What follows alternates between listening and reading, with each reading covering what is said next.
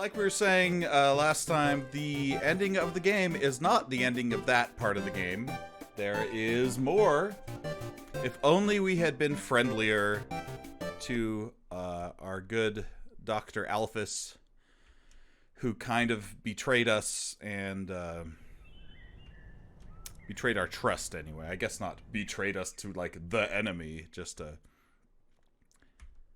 did some less than healthy things to try to befriend us, and so we just kind of left that in limbo, and went and killed a dude. So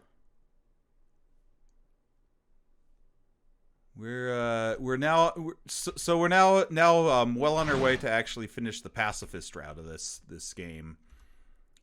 We restored it back just right before the final boss fight.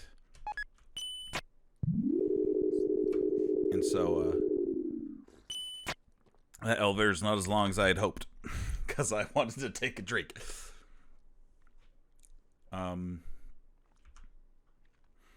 So while we're backtracking, I want to remind people kind of what we've been, how we've been treating this playthrough, which is kind of talking through a lot of the themes of Undertale. A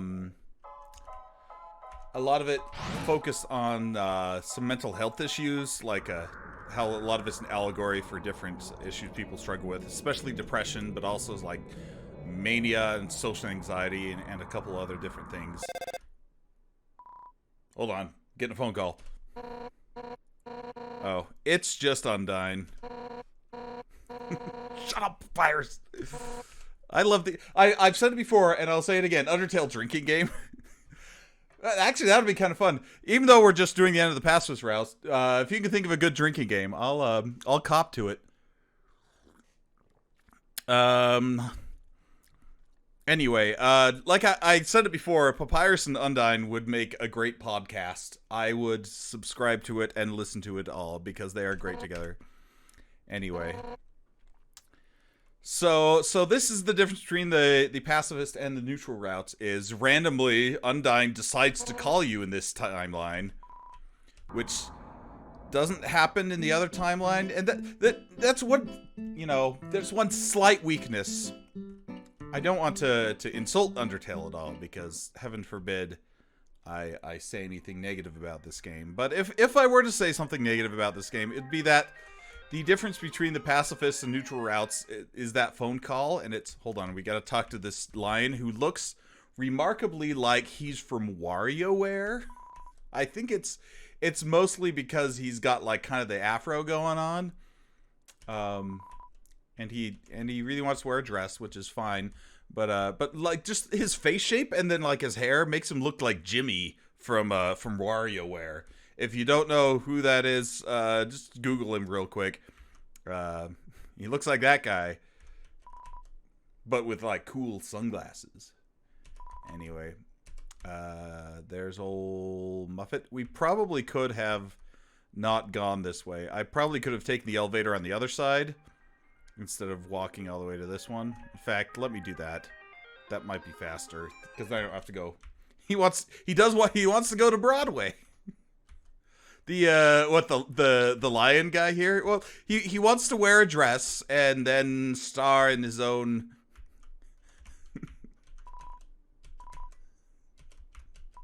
He wants to go to Broadway and be the cowardly lion, I guess, because he's cowardly about wearing a dress. So technically, he already fits the role. I think that works. Yeah, this. I forgot your elevator can also go to the left or the right floor. I didn't need to, but it was a good thing I did, because then we talked to that lion and we had some fun. That's the fun thing about Undertale, is even if you wander in the wrong direction, there's always somebody to or something goofy to see,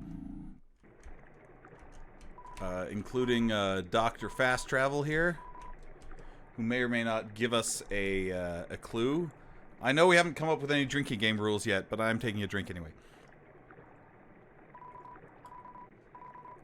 That is not a clue, unless you are confused about vowels.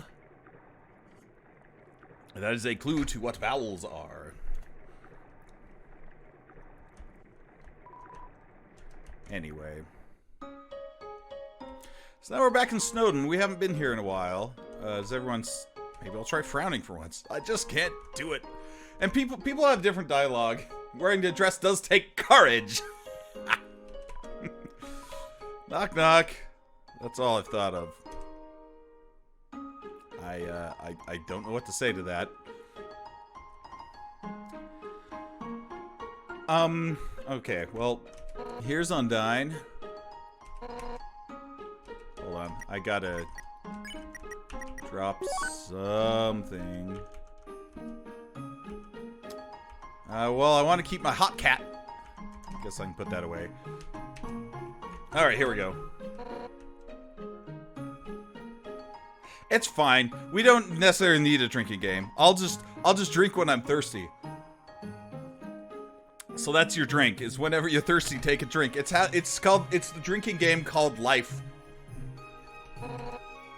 Anyway, we got to deliver a letter to Dr. Alphys. This is my favorite. It's kind of personal, but we're friends, so I'll tell you. Hotland sucks! Hello, Rich Connor.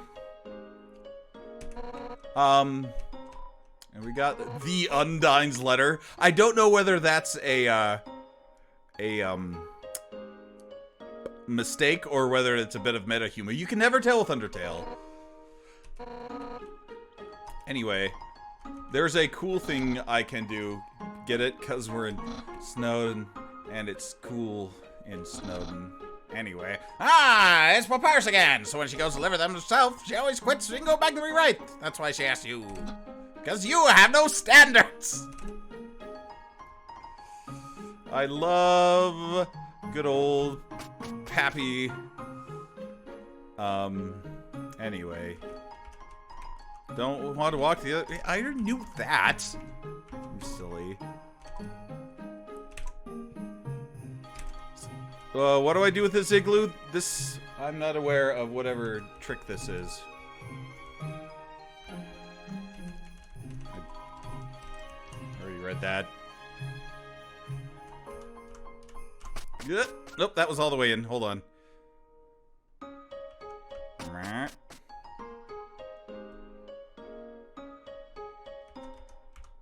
So...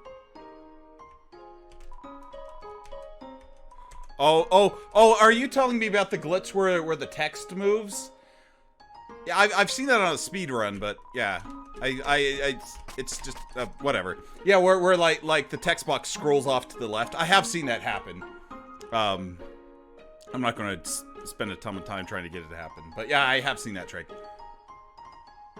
It's kind of fun.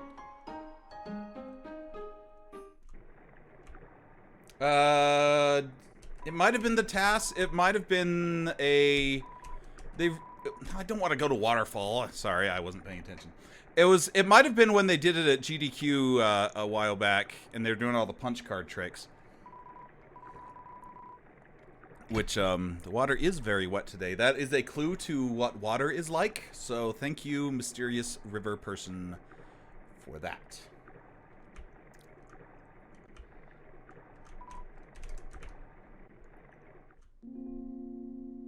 Yeah, it saves a whole 2 frames. Well, you gotta save those frames. Well, okay, speaking of not saving frames, I needed to go to Hotland, and I went to Waterfall for no reason at all, other than I just was distracted. Right, no, if you watch the tasks, or even just the speed runs, they're crazy, because they use I don't know if I've ever actually seen the tasks. I'm talking about it. Humans, monsters, flowers. That's a clue. Keep that in mind.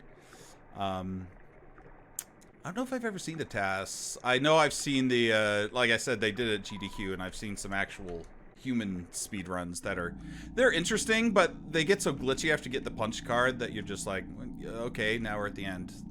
Which, unfortunately, is a lot of speed runs. So... No! So, like I've said the previous times I've streamed this, but I subscribe to the Chara narrator theory, which is the crux of some of what I want to talk about when the game's over. And so it's oh, from an Undertale speedrunner sucks. Are you an Undertale speedrunner then? Because then you probably know a lot more about it than I do. And so it's funny to think why Chara's like so adamantly against you sliding this letter under the door.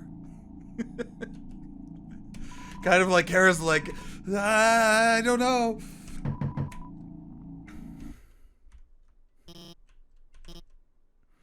Anyway, the fact that Alpha's here, and you don't actually run the game. That's fine. I've been approaching these playthroughs kind of talking about some of the different themes and philosophies and stuff. And it's to an audience that hasn't actually played through it as well. And so I'm going to be talking about that side of things a bit, as if for the part of the audience that has not actually played. For example, here, you keep in mind that she's worried about getting another letter, which at first seems like it's just kind of their social issues acting up, and they're like, I can't deal with people. But there is an actual like in-game explanation for this. So I just want to note that, put a pin in that. We'll come back to it. So she'll read this letter.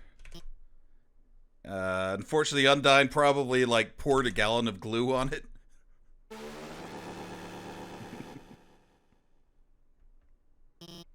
There are 2 Twitch viewers. I'm actually doing a multi-stream. I've got a couple different platforms. So I'm also planning on editing this later and putting it up on YouTube. So this isn't just going to be just the Twitch stream. There are several different purposes I've got for this. But anyway, did you write this letter?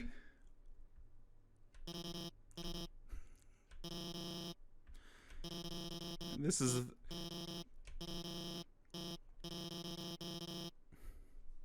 see, and this is the crux, kind of where the I guess the friendship begins, because she felt like she betrayed your trust so terribly, and then you come to her here and still want to be her friend, which is meaningful. 94 potential improvements for the TAS. So that's at least 94 frames, right?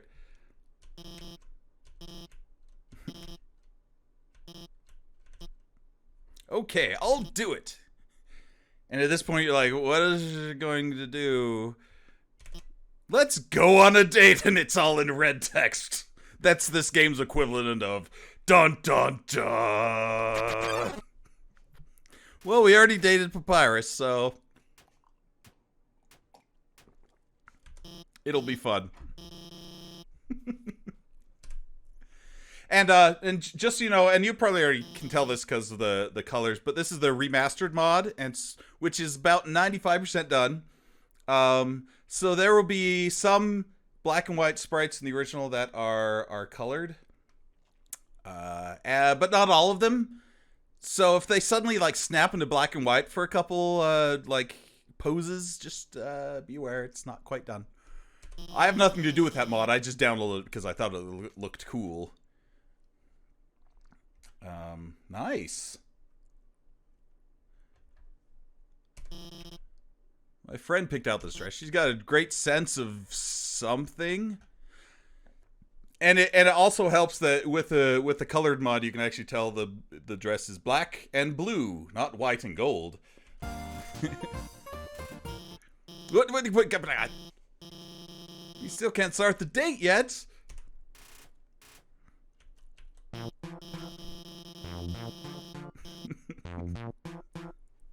If I ever go on a date where I say this and they're totally into it, they're a keeper.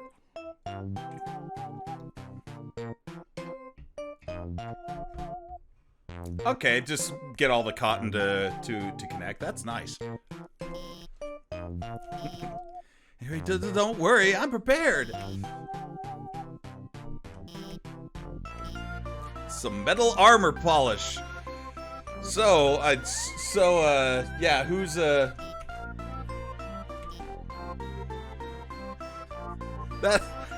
no, it's fine. Certainly,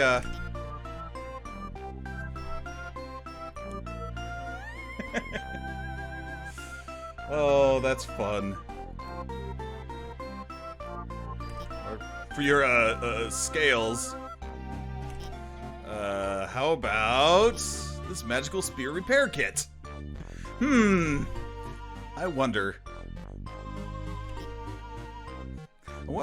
who she's actually going to try. I love this date because, oh, hold on, I skipped the. I've been skipping a lot of stuff here.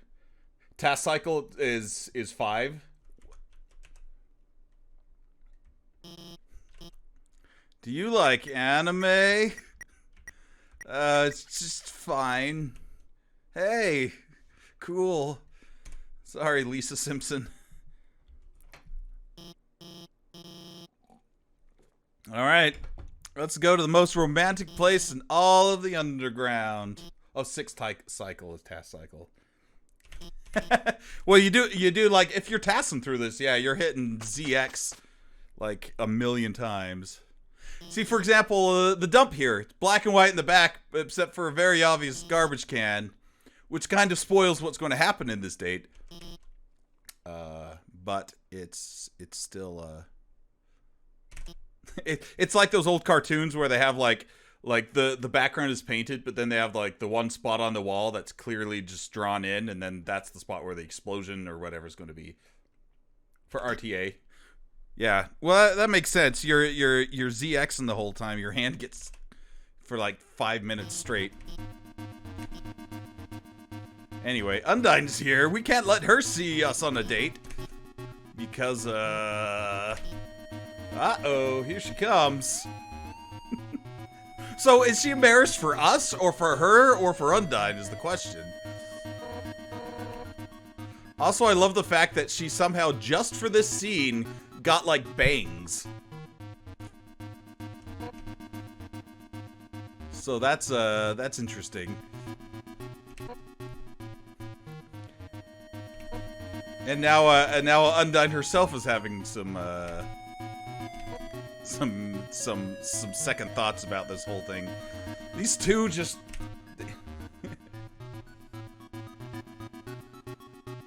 that's probably that's a good I like that. The TV's cracked because Undyne hit it with the spears. That makes sense. It's like some anime was terrible and she's like, or not terrible, but like went the way she didn't like it, so she's like, yeah, and stabbed the screen. Have I seen her? Definitely not. What? Where the heck could she be? That's your new headcanon. I like it. It's all good. We found out that Alphys liked Undyne like forever ago in game terms, because Metaton kind of spilled the beans on that one. So I don't know why this is a big reveal, but here we are. I just figured, you know, it'd be fun to go on a cute pretend date, because we're like 10 years old or 8 years old, or I have no idea what our canon age is, but it certainly is not dateable. So, it's true. As much as that applies between a fish and a dinosaur. She's way out of my league. It's there are like 10 people in the underworld. I don't know. I could go on a date with you. You're not out of my league, but Undyne is way out there. Oh, I like that. She's the royal scientist in charge of all of the science of the place. Yeah, I don't know if they're hundreds of years old. I don't know if they specifically are hundreds of years old. So, I don't know if the monsters specifically are 100 years old, but the, some of them are. I guess like Asgore, Toriel, maybe Gerson, the old turtle guy. These guys are, it's never 100% specified.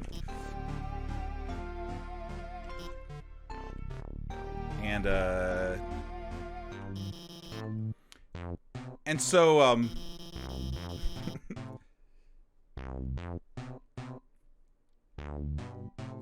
Was it the first task that happened, or was it just happened to be or for Undertale? I mean, obviously. And that was back when, yeah, Undertale these days is kind of a niche interest. Okay, that makes sense. So, what should I do? If I tell her, if I get close to her, let's go full Aladdin genie on this and be like, tell her the truth. No way. I'm just a nobody, a street rat. Which in Deltarune is literally true. Isn't it better this way, to live a life where both people are happy, or a truth where neither of us are? That's a heady topic, isn't it? They say be yourself.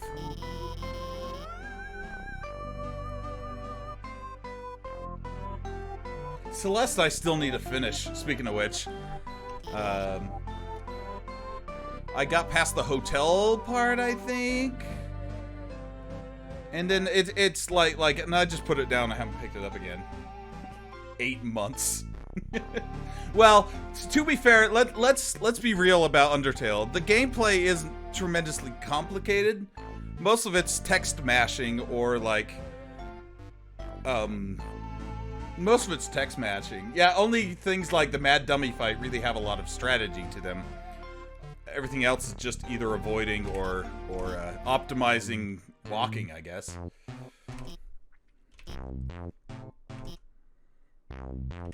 So, every day I'm scared. Scared what will happen if people learn the truth on their own. Oh, and... oh, crap. Hold on. Everybody wants to roleplay.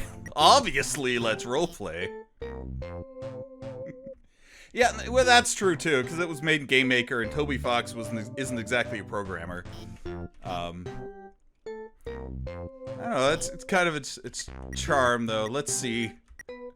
It's best if we're Undyne, because then we get we get the best text options. So, and I read somewhere, and I kind of like this. I don't know if this is actually true.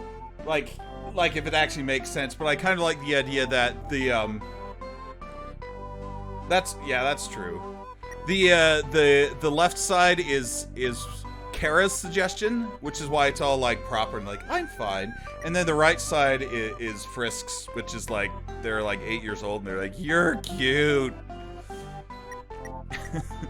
So do we pick the Kara or the Frisk option here? And it's more fun to pick the goofy option. Thanks! You say that to me a lot, and I never know what to say. Oh, she can't read the signs. Yeah, pressing one button after another is buggy.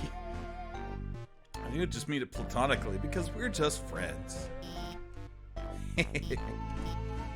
So I'd like to talk to you about something. Then she kisses you. Which is great, but I don't know if I've ever actually picked the left option, so I kind of want to see what it is. You see, I haven't. Okay, and then she.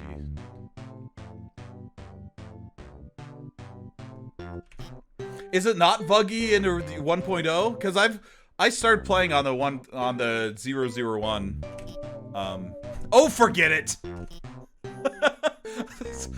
Okay, so it does go into the same text here. And she's... here we go. I can't take this any longer. I'm in love with you.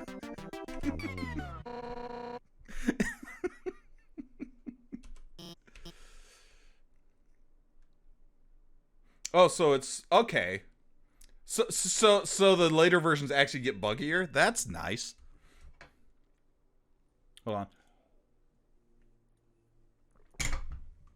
I just got a thing on my phone.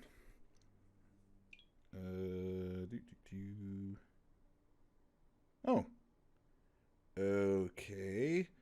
I've got to respond to this, but I'll let me finish this first, and I've got to respond to that. Wait a second. Your outfit's really cute. It's all blue. Didn't she pick out her outfit? Like, she's like, someone help me pick out this outfit. And now she's like, your outfit's cute. Which means that either somebody else picked out Alphys's outfit or Undyne just totally forgot. You can walk for 1 frame after interacting with something.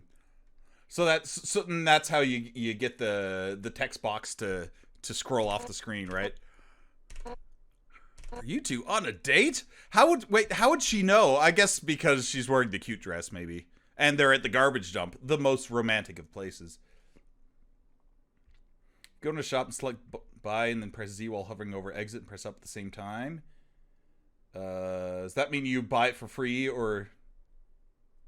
Okay. Well, I'll let you explain it while we're... Yes! No! I mean, we were, but we're just romantically role-playing as you. I love this date because it's literally like the most awkward way that this could actually come out. And maybe there's a bit of beauty in that. Literally the most awkward possible way for this to finally come out into the open. What? Everything. Told you that seaweed was scientifically important. I just used it to make ice cream. Oh, those are just anime. Oh dear. Alphys. Oh.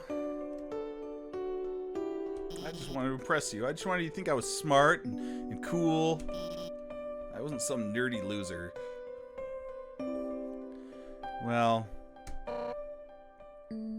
Here's why Undyne is so wonderful. Interesting. I think you're really neat, okay? And you think, oh, it's going to be this touching thing where she's like, don't worry, Alphys. You might think you're a nerdy loser, but, you know, and then they hug it out and they have a full house moment. Because, you know, sappy, beautiful friendship. Or... basketball time! I think you're neat too, I guess. That's why I just threw you in the garbage can. You've got to realize, what you said really doesn't matter. I don't care if you're watching kid cartoons or reading history books. Oh, that stuff says nerdy crap! You're passionate, you're analytical! Yeah! Doesn't matter what it is, you care about it! 100% maximum power! So you don't have to lie to her. I don't want to have to lie to anyone anymore. I want to help you become happy with who you are. So it's not, she doesn't care about the stuff, and she wants to help her out because Undyne is the best. You want to get Thundersnail to play during the entire Hotlands? Yikes. I mean, Thundersnail's a nice track, but that's fun. You're gonna train me? I love how the hearts in her eyes are brown. I'm not sure what to make of that. Because here comes literally the best sprite in the entire game. It's Jog Boy! Get those bones shaken, says the space above Papyrus's hand. It's time to jog 100 laps, hooting! Jog Boy! Hoot! I'll do my best. And then, of course, the most existential question of the entire game. She was kidding, right? Those cartoons, those comics, those are still real, right?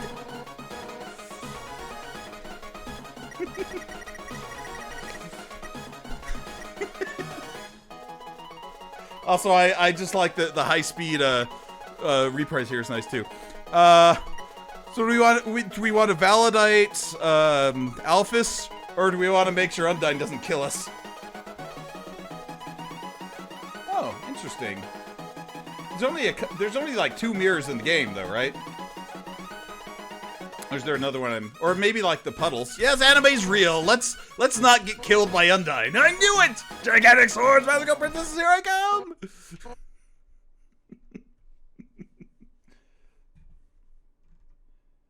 No, it's great. I like having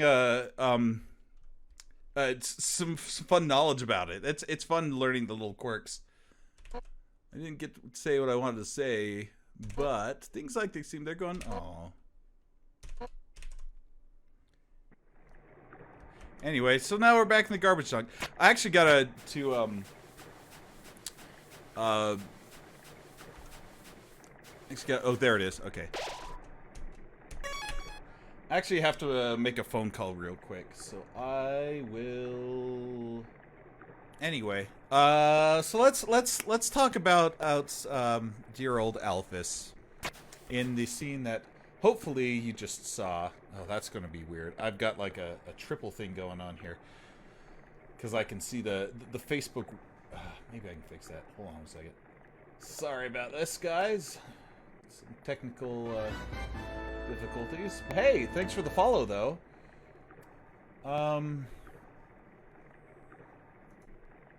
There we go. Anyway, excuse me. So Alphys and Undyne, they've got such an interesting relationship, and I want to talk about it for a second because they. This is kind of the moment where Undyne really lays it. I mean, first of all, this date is hilarious. Papyrus pops up and he's jog boy, but and Undyne's method of support is interesting, and this is why I'm a little split on Undyne in terms of like what mental health issue she kind of represents, because I'm not sure that they're that one like maps onto her as well. I mean, I know she's like super passionate about everything and stabs things with spears and all that garbage, but I feel like she's more like, especially when it comes to Alphys, she's like the kind of the manic pixie dream girl, if the manic pixie dream girl was also murderously violent. In that she's kind of like exactly what Alphys needs to get out of her shell and to become a better person, and kind of that, like, you know, Alphys like, oh, she's way out of my league, and then Undyne's like, no, I'm not, you're really cool, I like you a lot, all the stuff, I don't care about anything that you like, but I like you because you like the stuff that you like. And like, it's every nerd's dream to have somebody have that opinion about them, I think, in many ways. That everybody who's really passionate about their hobbies or their interests wants somebody who likes them. I mean, they want somebody who likes their interests, certainly. But even people that don't like their interests, who are just excited that they're excited about something and still like them despite the fact that they are not really interested in their stuff. Now with Undyne, it's a little different because she really does like anime, so they've got at least that like in common. But which is cool. But she but like she said in that date, she's like, I don't care. But then she's like, I'll teach you how to get better confidence, or get Papyrus to do it, and they start running around and jogging and stuff, and which is hilarious. So happy ending, right? You know, Undyne or Alpha's got somebody that cares about her, and therefore all of her problems will be fixed after jogging, or at least now that that's all in the open, there's no more issues, right? You might think that in a different game that might be true. Hold on, I'm getting a phone call. Howdy! It is my good friend who trusts me. I dare you to answer that. Answer your phone with that particular phone call. It is my good friend who trusts me. It's a Papyrus. You're also a mutual friend. Of course, literally one screen over, Alphys is done running because that's not really gonna help her. Very home, whatever that means. I feel strongly, for no apparent reason, you should also go there to her lab house. I have only good feelings about this. Goodbye.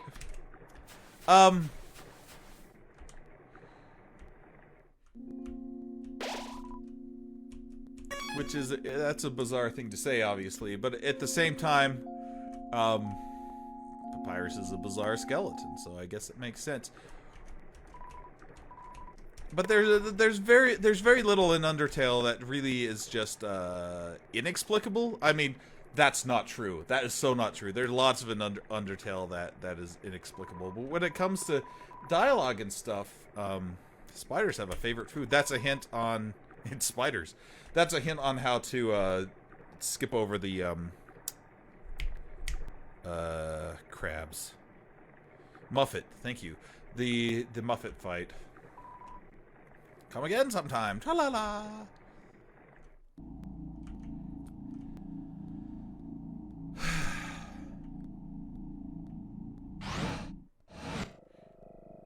Guys, we're about to get into some really kind of heady stuff coming up here. That goofy date with Undyne and Alphys was kind of the last really like goofy crazy part of this game. There's plenty that's left that's really good, but this is kind of the part where it starts getting serious, and kind of the part that I want to focus on a little bit more when it comes to why I'm doing this playthrough in the first place, which is first of all, the redemption of Chara. That's one thing I want to talk about, and like the mental health stuff, of course, but also just why people love this game so much, why people connect with it so much, why, if you haven't played it, to understand kind of the connections people have to these characters. And a lot of it should be obvious now. They're fun, they're cute, they really know how to make you like them. But there's more to it too. You know, it's like Papyrus saying, we're good friends. That's more significant than Papyrus just saying that we're all good friends. He's bringing that up because we're getting close to the end, and it's important that we are as endeared to these characters as much as possible. I know they're not going to, like, all die unless we kill them, but that we're already past that point. Anyway, this is important because this is Alphys's note to us, and it's when you've got social anxiety issues, it's important to get support, but just support from friends can't magically make these issues go away. I think this is an important lesson too. She doesn't want to be afraid anymore. I'm going to start facing my own mistakes. I'm going to start doing that now. This has general application to the social anxiety issue, but this also has specific application to in-game, and we're about to get into that. This isn't anyone else's problem but mine. But if you don't hear from me again, if you want to know the truth, enter the door to the north of this note. Because, I mean, she's obviously got anxiety issues, but there's specifics to it that I think are... I don't know if they make her case stronger or weaker when she's talking about her anxiety. Because a lot of people that have anxiety can point to specific reasons why. But, hold on, there's crazy elevator losing power problems. M-tether. I don't know what that means. I don't know what M-tether means.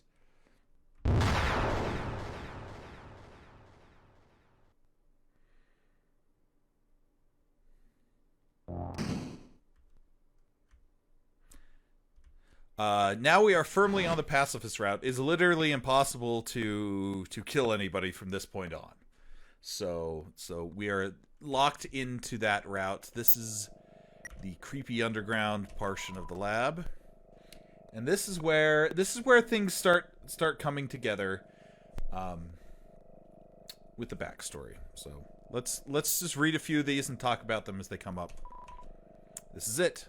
Time to do what the king has asked me to do. This is ostensibly Alphys writing this. There's also theories that it's actually this other character named Gaster, but I'm not going to go into that because that's a whole ball of wax that I just don't even want to unravel. as much as you can unravel a ball of wax. That metaphor was poorly chosen.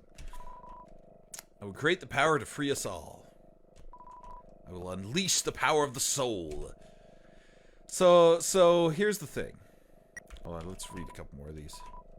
The berry is locked by soul power. Unfortunately, this power cannot be recreated artificially. Soul power can only be derived from what was once living. So in order to create more, we have to use what we have now, the souls of monsters. If you remember the exposition earlier, human souls have way more power than monster souls. It takes the power of nearly every single monster to equal 1 human soul, and they need 7 to break the barrier. They have 6 currently. Asgore's got them in little jars. It's not clear when these entries were made how many they had, but I guess we'll find out. Extracting a soul from a living monster would require incredible power. Besides being impractical, doing so would instantly destroy the soul's host. And like the persistent souls of humans, the souls of most monsters disappear immediately upon death. So the goal is to be able to take out a monster's soul without killing it, or at least to make it last after it dies, which is kind of morbid. But that was fast. Using the blueprints, I've extracted it from the human souls. Oh, I guess the souls were around then at this point. I believe this is what gives their souls the strength to persist after death.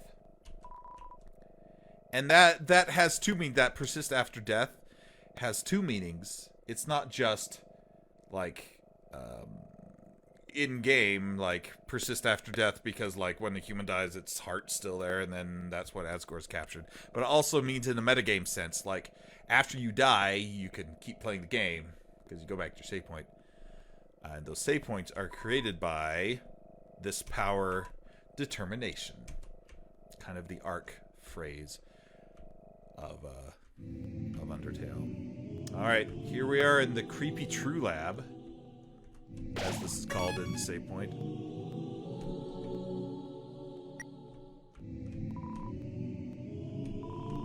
Elevator lost power, enter the center door.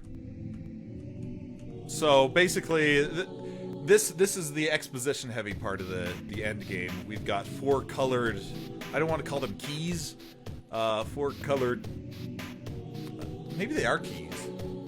We've got to find 4 colored things, like this is a level of doom. And then we can turn the power back on. We can also buy some chips from the vending machine if we're running low on healing items. Because I said that this is... we can't kill anybody at this point, but that doesn't mean there won't be any more combat. As ominous as that sounds. Entry number 6. Asgore asked everyone outside the city for monster had fallen down. Bodies came in today. They're still comatose and soon they're all turned to dust. What happens if I inject determination into them? If their souls persist after they perish, then freedom might be closer than we all thought.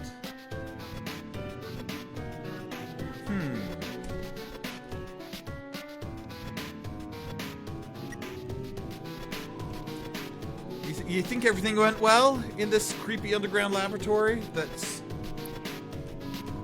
things aren't going well. And now we're suddenly in lowercase, by the way. None of the bodies have turned into dust, so I can't get the souls. I told the families I would give them the dust back for the funerals. People are starting to ask me what's happening. So, yeah, Alphys... let's just say Alphys for sake of argument. Took a bunch of monsters who were about to die, injected the stuff called determination into them, which they don't describe like what that is physically, but it's the power of humanity, I guess. And then they didn't die. They're still comatose, though. So that's certainly ominous. Anyway. Somebody dropped a red key down the drain, is what that's implying. So let's check the drain.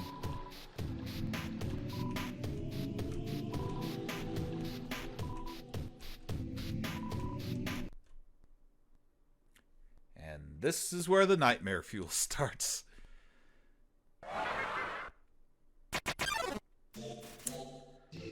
These are the blanks.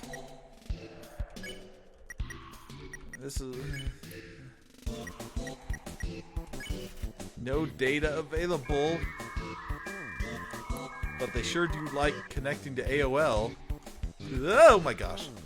And this is a part of the game also where I'm fairly certain that the remastered mod sprite makers have not touched, because how do you color this? What do you even do? But nobody came. Arc words as well. Let's call them on the cell phone. Fortunately, these guys communicate through the cell phone. Come join the fun. This is creepy as heck. But now that we can talk to them, we now know they're called memory heads. No relation to eraser heads. I'm not going to join the fun of whatever the heck is going on here. Oh, lorem ipsum docet.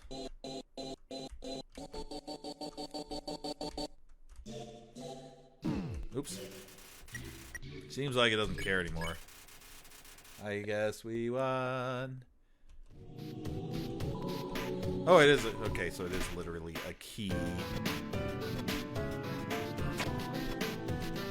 So, yeah.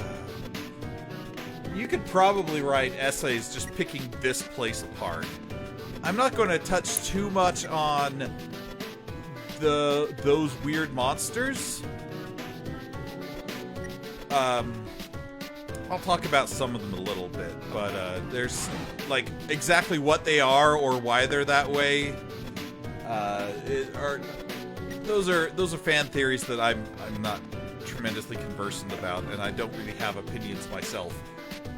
So you'll see. Nothing is happening. I don't know what to do. Just keep injecting everything with determination. I want this to work.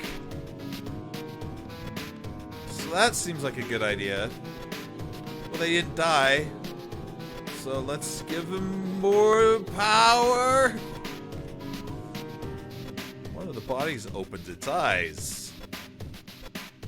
We wanted them to die so we could get their souls, but instead it woke them back up. Okay. Hey, that's an empty dog food bowl. Which implies there's a dog somewhere nearby. And here's a way to either creep someone out or warm their heart. This seems like a good idea, is to lie in bed.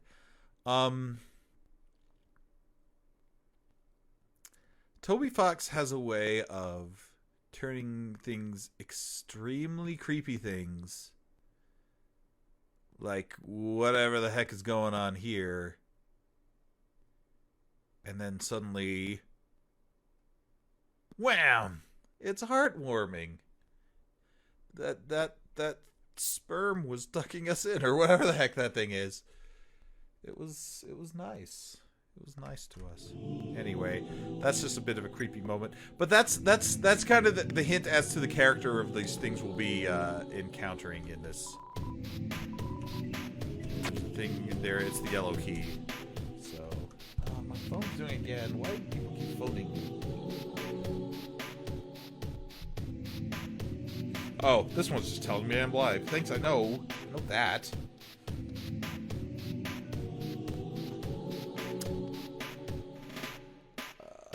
Okay, sorry. So if you notice there's a dog bowl, which means that we should I'm actually going potato chips is the healing item we got from there. Which box is... There's my stick.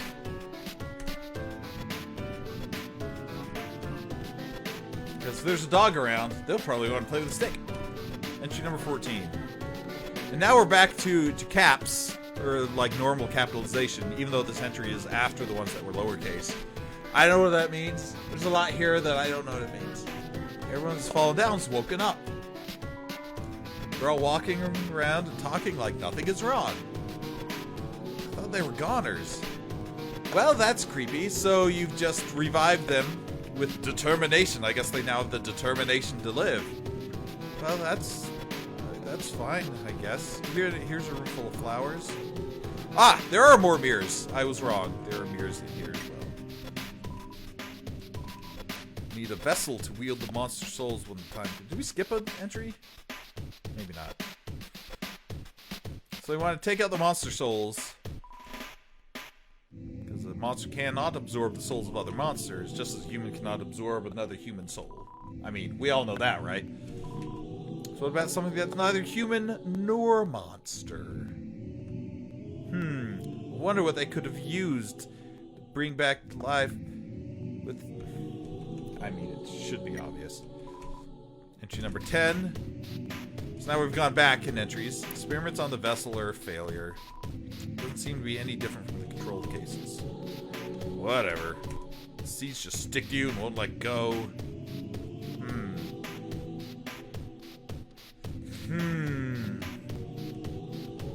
I'm not going to point out the obvious, but I do want to talk about it eventually. Speaking of mirrors, it's time to fight the text box. Anyway, this is comma. Let's check this thing. Oh, okay. All right. So, okay. If you'll notice the battle sprite for this thing, I mean, if you want to ignore the man being murdered by butterflies in the battle box, is actually a combination of a couple of different things we've already fought. Like that guy in the top that looks like a bird, but is the sideways Luke Skywalker or whatever. So let's pick on him. You pick on comma. It seemed effective. And now Butterfly Man is butterflying it up. So the gimmick to this fight is you kind of have to do the actions that spared the individual parts of it. And I don't remember them all. I don't think humming was one of them. And now heads. Sorry. Mystify?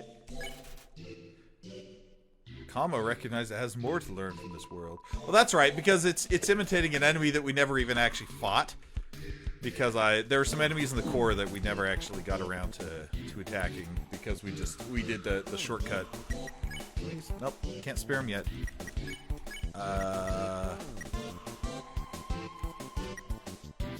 Clean? Nope. I didn't think there was a Washu. I just wanted to see what would happen. So I guess Prey is the other dude in this. This is Reaper Bird. We finally get a name. Someone finally gets it. Ribbit, ribbit, courage. So those are the three enemies. Were the Luke Skywalker, the Froggets, and the Whimsalot, I think it's called. Like I said, we didn't even fight the two of those, so whatever. Just keep in mind, so it's kind of a combination of a bunch of different enemies. That's important. Oh, this is where the blue key is. It's in the cold. We don't have the blue key yet, so I've actually got to come back this way. I don't remember the exact order of things we need to do in here. I'm going to save it to refill my health. Alright, let's go to the right first. I legit do not remember. I don't think we can do this room yet because we need to turn on the fans. Now that Metaton's made it big, he never talks to me anymore. So, except to ask him when I'm going to finish his body. That's the thing with Metaton, is all the monsters are nice, but some of them are still kind of narcissists, and Metaton is no exception. I'm afraid if I finish his body, he won't need me anymore. And then we'll never be friends ever again. Not to mention I try to work on it, I just get really sweaty. Yeah, so Alphys's only friend that she thinks of is the one that takes advantage of her for their own selfish purposes. So that's something that can cause you social anxiety. Is all of your previous interactions with people are unhealthy.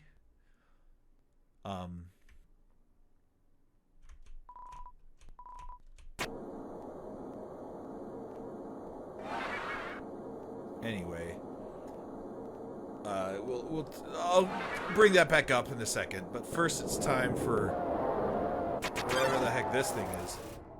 This is the amalgamate. It's sounds like very slow dogs if you listen to what that weird sound really is. It's unclear as to how many dogs this counts as. There's like dogs in the negative space of this thing. And yeah, so there's a faceless dog shooting arrows at you. This is why I got out the stick. Because you can play fetch with the amalgamate. It's endogeny. There's a long series of actions you gotta do with that dog. Or you can just throw the stick. So that was several dogs smashed together in a dog-like blob. There's a reason the remastered mod just kind of gave up at this part, because how the heck do you color these things? Entry number 15. Seems like this research was a dead end. At least we got a happy ending out of it. I sent the souls back to Asgore, returned the vessel to his garden. And I called all the families and told them everyone's alive. I'll send everyone back tomorrow. Happy face. So let's recap these entries so far. They're trying to figure out a way to get monster souls, and then put them into a vessel, which was this golden flower. The seeds kept sticking on things. So they injected this determination that they got out of the human souls into the monsters. The monsters didn't die, but they woke up and started moving around. And then so that's happy, I guess. The vessel didn't do anything when you injected stuff into it. In determination, it just... nothing happened. So all that stuff got sent back to Asgore's place. The golden flower, injected with the determination, got put back in his garden. This is the same garden, by the way, that Azrael died on top of. We learned that earlier. And everyone's going back tomorrow. Entry number 16.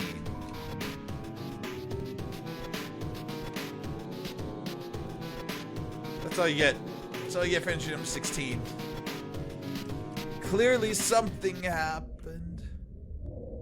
And so I'm holding up and they're walking real slow because obviously they're a little scared. But there's nothing there. It's just the green key.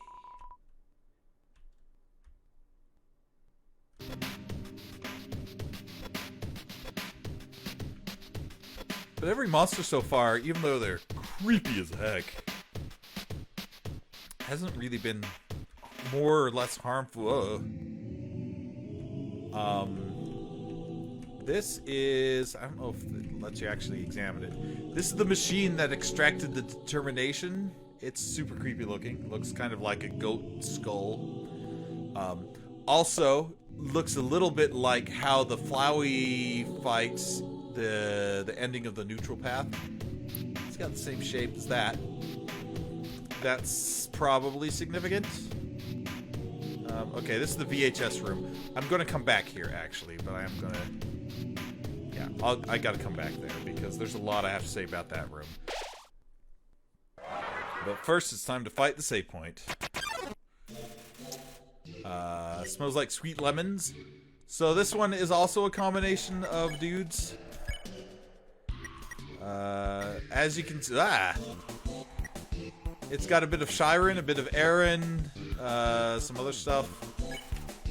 If we let Lemon Bread be, Lemon Bread's teeth shake. Welcome to my... Oh my gosh. Crabs. Yeah, these fights are super creepy. I do not remember what else to do.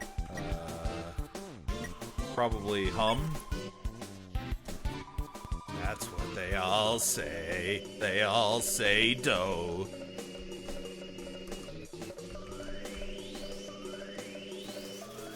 Are we? No, we're not at spare point left. So I unhugged it. I hummed with it, and I guess I'll flex for the Aaron arm. Lemon Bread seems to remember something. So basically, these monsters are, they used to be... Could this be goodbye? It is. They used to be different monsters, and then they got smushed together, and they forgot themselves until you remind them of what they were. There's a mental health thing in there too, I'm sure, but it's just so creepy and weird that one's harder to suss out, because these aren't really characters so much as they are smushings. Oh yeah, DT extraction machine. There. It does say. It does. I knew it said it somewhere. I just wasn't sure. Number 19. The families keep calling me to ask when everyone is coming home. I don't even answer the phone anymore. So yeah, in case you haven't pieced it together yet, and you probably have, refrigerator. The monsters got up and they started walking around, but then they kind of started melting into each other. And so obviously Alphys is like, how do you tell people that this has happened? Because holy crap. And so she just doesn't even try. That's why there's a stack of unopened letters in her house. And that's why she doesn't answer the phone. Because, yeah. Asgore's leaving her messages about everyone being angry. What about this cute little teacup he found that looks like me? Thanks, Asgore. Anyway, this fridge is shaking, but it's empty. So it's just there to creep you out. I spend all my time at the garbage dump now. It's my element.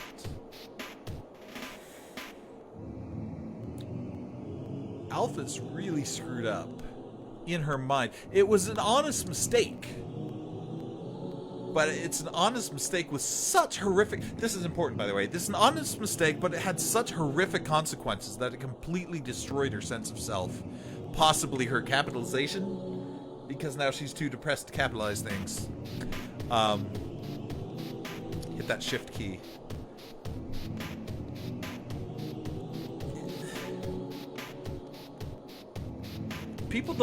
Some people might have social anxiety because of chemical imbalances, or at least be more inclined towards them, but a lot of it also stems from environmental and actual causes. I don't know whether that changes treatment options or anything, because I am not a mental health professional. Do not mistake an Undertale playthrough on the internet for mental professional advice from some dude. Even if I was a professional, I don't take it by advice, because, anyway... Whatever. Disclaimer. Now I forgot what I was just saying.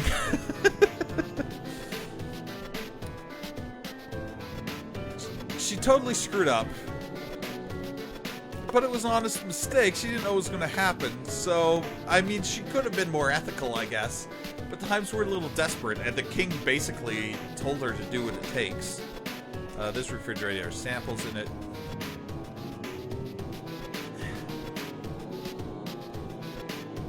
So there's situations that you're forced into that are equally as hard to get over, whether it was your fault or not. That's why I think when it's important to treat people that have like anxiety issues and stuff, when you tell them, oh, don't worry about that, it's not your fault that this terrible thing happened, that doesn't really help when you say that it's not their fault. Because they still they blame themselves still, and B, it's whether or not it's their fault isn't the issue. The issue is they did something and now people are hurting, and they wish it didn't happen, and it's hard to face the consequences of that. So it's not your fault doesn't help. What might help more is I forgive you. Because then it acknowledges that them thinking they were at fault had merit, but it still helps them get over it as opposed to negating it. Does that make any sense? I just think that's an important lesson of this particular part of the game. Anyway, there's another fridge. Or is it? Dun dun dun. It's actually whatever that was. This is probably the saddest one, and not just because it's playing the creepy, screwed up Snowden music. Because this amalgamate is kind of losing itself. Its attack is -12. Its defense is -5, and that's its attack. If you remember from Snowden, there was one enemy that told bad jokes. And it was like, ah, see, Dad was right. I am funny. And then we actually met his dad, who was like this Jewish dad. Who's like, I'm a terrible father. Here's the mom. We want to laugh, heckle, joke. And this is also supportive of the Chara narrator theory, because you can say that, for example, laugh. You laugh and keep laughing. It's so funny you can't stop. Tears run down your face. What? You didn't do that? Unreliable narrator much? Also, this gives you an insight into kind of who Chara is as well. There's someone when they're confronted with something weird and creepy and kind of off-putting and they don't know what to do, their defense mechanism is just kind of laugh. And be like, it's not that they're laughing at somebody's pain, but that's just like all they can do. Kind of their way of coping. But clearly, our character did not do that. Chara was saying it like they were going to, and then they didn't. Which is a weird thing for a narrator to do, if it's just a narrator. So it's clear this narrator has a personality. And that laughing thing will come important very soon. So should we joke at it? You told a bad pun about snow. Her expression started to shift. Because she remembers bad puns about snow.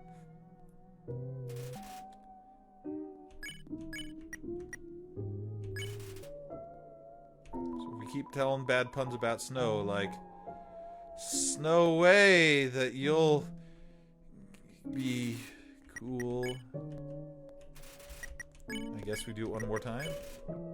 She's completely calmed down. Oh, we didn't even need a spare. She just calmed down. Anyway, that's the blue key. Oh, we've got all 4 of the keys now. Now we need to find out 4 of the keyholes. I think we found most of them.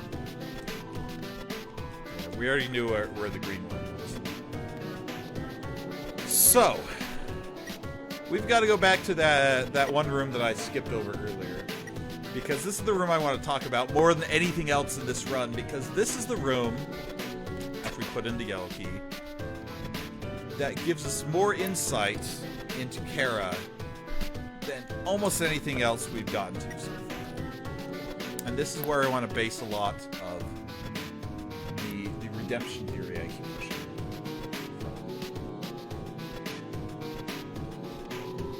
Entry number 4.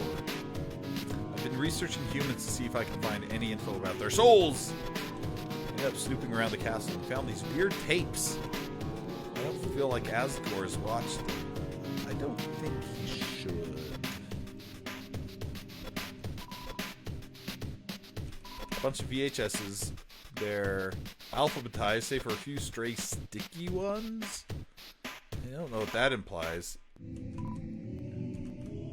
Does it say that? Okay, yeah. Anyway, there's a few tapes picked out in a specific order. Okay. Let's start with tape number 1.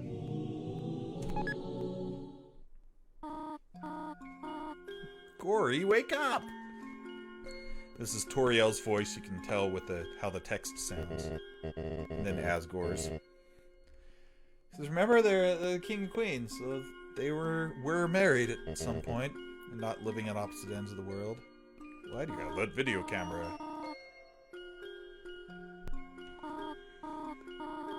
What is my favorite vegetable?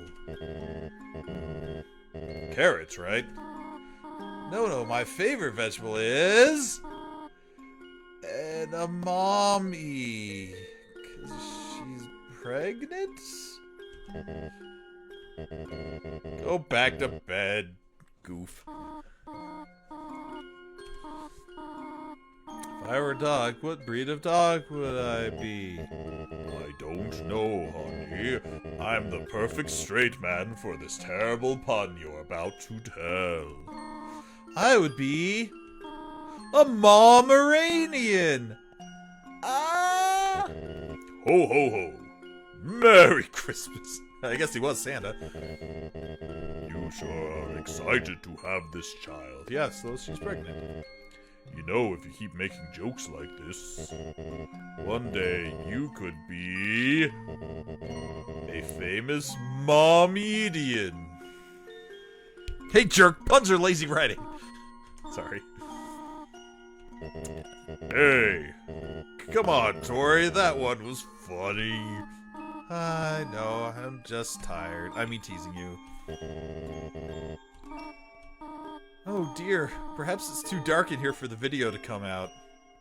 That's their excuse for why this has been a black screen the whole time. Anyway, that's more just to establish that these VHSs are from the past of Toriel and Asgore's, you know, happy little domestic life. When they were having a kid. Telling bad jokes. Let's watch tape 2.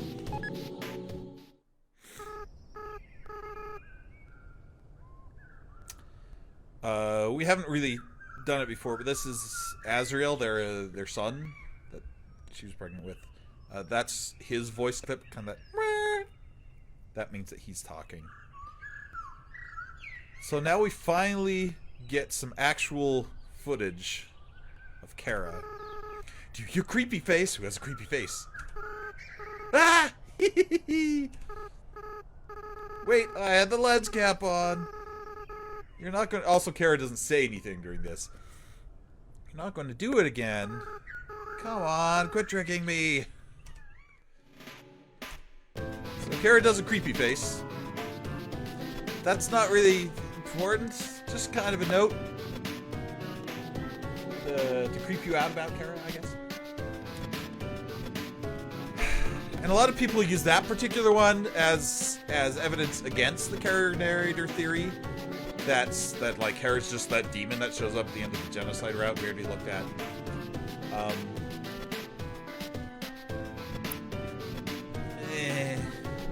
Just because you can make a creepy face doesn't mean you're a creepy person. But let's watch tape 3. There's Azrael again. Howdy, Chara. Smile for the camera. This time, I got you. I left the cap on purpose. Wah! Now you're smiling for no reason. You're just smiling at the camera. It's not a creepy face, just a smile. Because Azrael's a goofball. What? Oh yeah, I remember. So apparently Chara is also doing the old, like, silent protagonist thing where they speak but you don't hear them and everyone else is like, oh, so you're saying that blah, blah, blah, blah, blah. And the person's like, oh, yeah. Sorry, Mario does that sometimes in the Mario RPGs. He asked for cups of butter, which, by the way, cups of butter in a pie? That thing's gonna be nothing but butter. Ooh. We accidentally put in butter cups instead, because we're stupid. So, fun fact, don't eat buttercups, they're super poisonous. We made Mom really upset. Also, Dad almost died.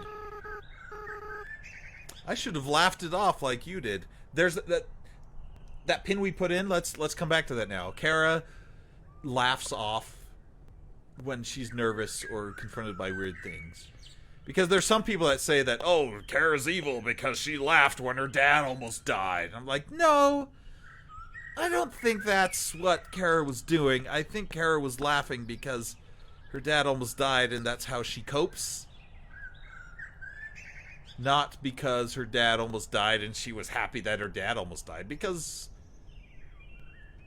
the evidence doesn't... This is one piece of evidence. This and the creepy face.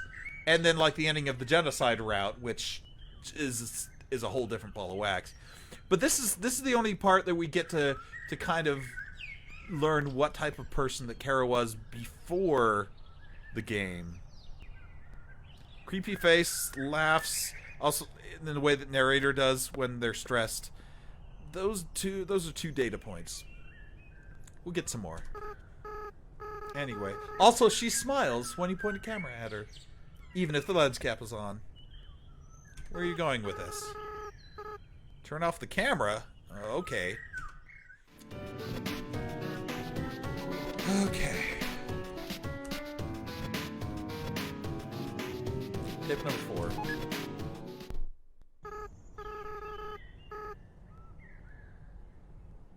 And this is the really, really important one. I don't like this idea, Chara. Well, what? No, I'm not. Big kids don't cry. Yeah, you're right. I never doubt you. Never. Yeah, we'll be strong. We'll free everyone. I'll go get the flowers.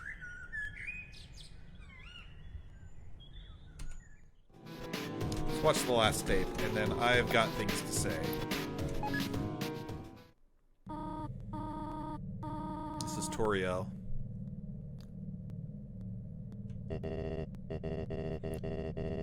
And this is the text that pops up during a game over.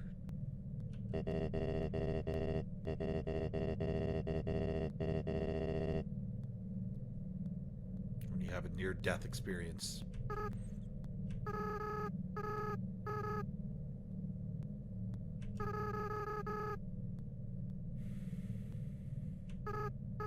This is part of the plan.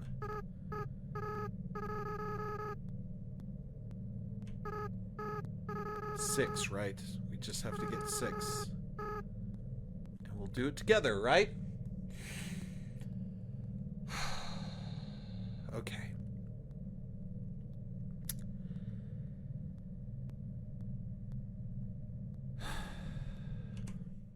Oh, let's just make sure that was the...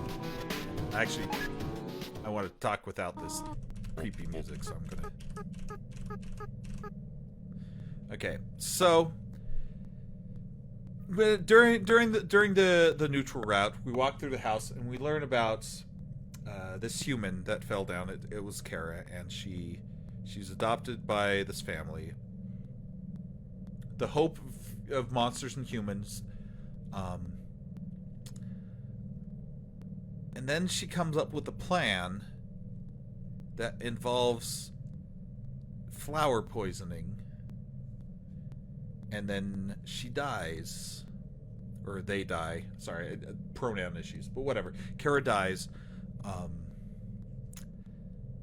So it wasn't an accident. It was a plan that Chara made to try to free all the monsters. Her adoptive family from the underground. I don't think that sounds like a demon. I don't think that sounds like an evil person. I think that sounds like someone who made the ultimate sacrifice for their friends. I think that sounds like somebody who has a lot of love in them, knows what needs to be done, or at least thought that they knew what needed to be done. It's the only way to get a human soul is their own soul. In order to get somebody to cross the barrier and find 6 more and free all the monsters. How do you make her into a demon from that? How do you make this character into an evil person when they're doing literally the most selfless thing possible? I don't get it, internet.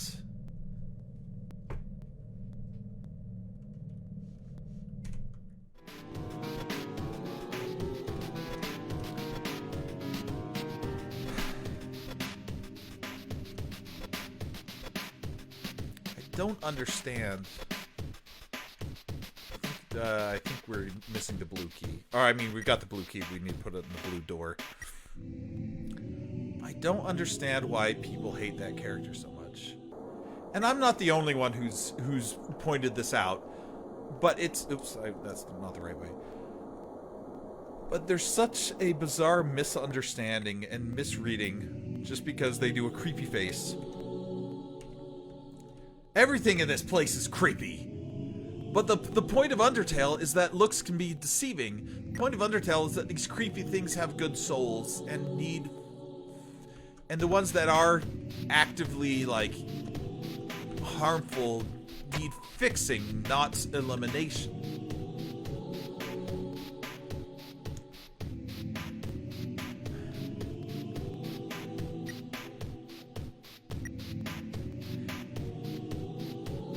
Chara was...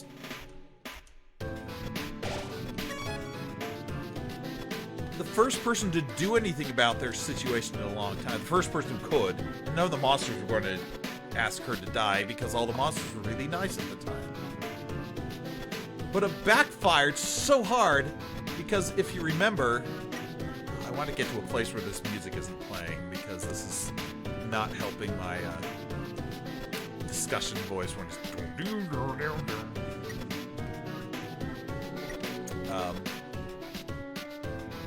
It backfired so hard. Let me save this. Right. Maybe it's quiet here. Yeah, it is. Okay. This is an elevator that's not working at the moment. It backfired really hard, and ended up because Azrael didn't end up like getting any souls and ended up being attacked by people and dying. And it's assumed it's because Azrael was too nice to actually like kill these humans.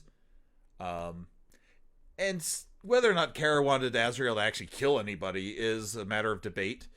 I mean, it's possible that Chara just wanted to find a graveyard or something, or a morgue. But even if Chara wanted Azrael to actually kill 6 people, because later we learn that Chara didn't really like people.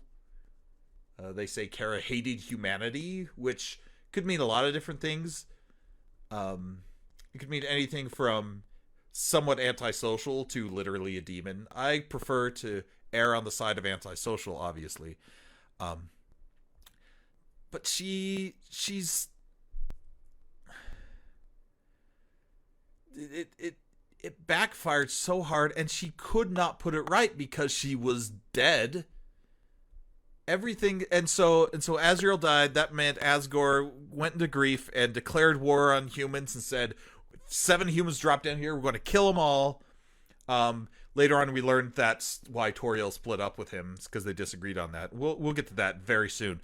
But all of the murderousness of monsters towards humanity and kind of the hope they have of getting out of here all stemmed from Chara trying to do what was right, making the ultimate sacrifice to do what they thought was the right thing to do to free their friends and their family. Didn't think it all the way through, screwed up the plan, and then everyone online demonizes her too because she had a creepy smile. What kind of garbage is that? Especially in a game where literally Alphys has almost the exact same storyline. They're trying to do something right, they screw it up, make things worse. It's not really their fault, but then the game gives her a pass. Now, the game doesn't condemn Chara, but the game doesn't tell you not to condemn Chara. You've got to decide whether or not Chara is worthy of redemption like Alphys was. You've got to you have to be the one to redeem Chara, because the game doesn't do it. You've got to do it. And that's my entire point of this whole damn playthrough.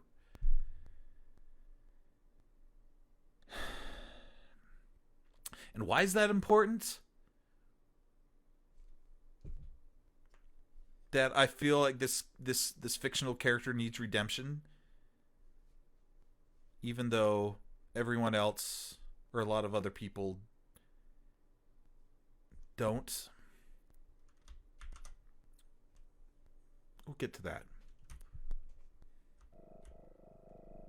Let's finish this True Lab first. This is a hallway of monitors that are turned off because we've got to hit one more plot point here when we turn on the power for the elevators.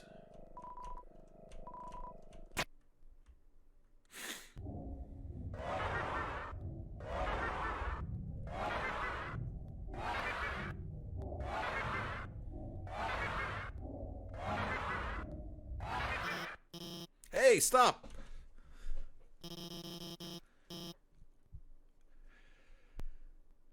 So Alphys, I mean, obviously we know Alphys knows about these because we've been reading her logs the whole time. They're harmless. They just need food. They get kind of sassy when they don't get fed on time. I love the word sassy to describe these horrible abominations. They get kind of sassy. I think they smell the potato chips you had. Anyway.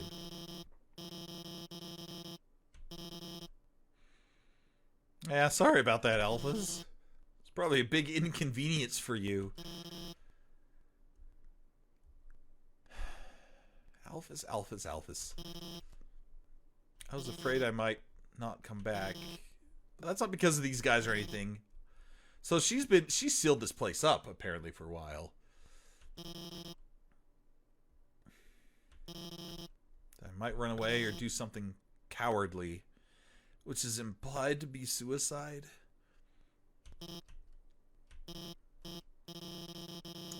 So here's Alphys' explanation. As you probably know, Asgore asked me to study the nature of souls. I've already talked about some of this.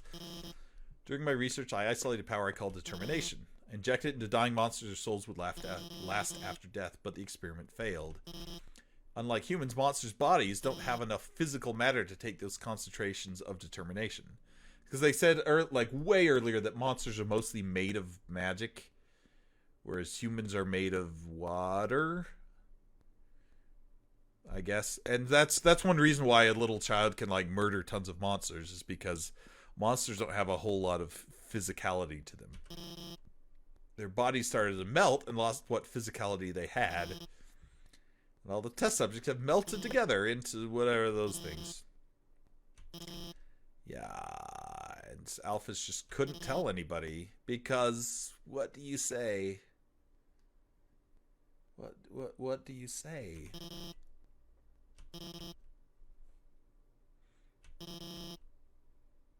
You screw up that badly, you just kind of retreat and watch a lot of anime. Shut down. You can't even improve your situation because you screwed up so badly. But now... And how did she get the backbone to do this? Was it because Undyne said, I like you a lot? Was it because you personally have been going around helping her out?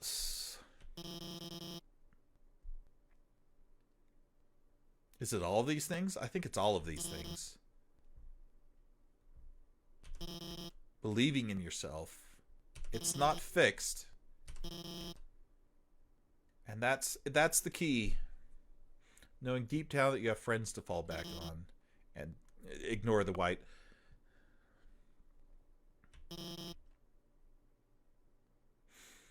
Sometimes that's all you need. Or at least all you need to get started. All you need to divide your life between the cowardly option of running away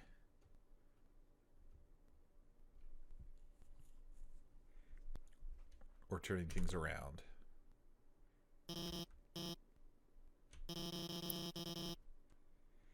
And now these screwed up monsters are finally going to get out of the lab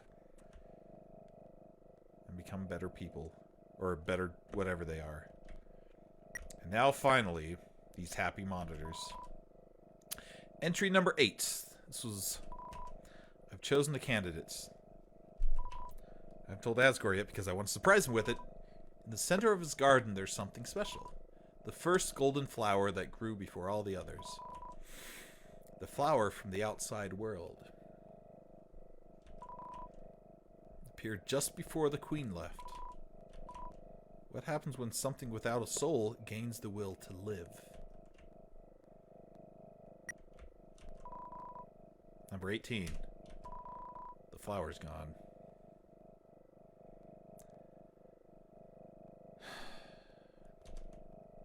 I mean, we all know what happened to that flower, but do you know why? What is Flowey anyway? Is it just a flower that got injected with determination and then brought back to Asgore and then disappeared? And it just happened to be the place where Azrael died? Hold on. Phone's ringing. Now keep in mind, this is our fun narrator, Chara, being really slow about this voice that we've never heard before. Or you, I guess. Do you recognize that voice clip? You probably shouldn't because it's new, but it's not new. It's altered of one that you have heard, at least in 3 different iterations. Chara, are you there? It's been a long time, hasn't it? This phone call isn't for you. It's for Chara. And Chara recognizes the voice. But you've done well. Thanks to you, everything has fallen into place. See you soon. And you think, well, that's bizarre and kind of creepy. Here goes the elevator.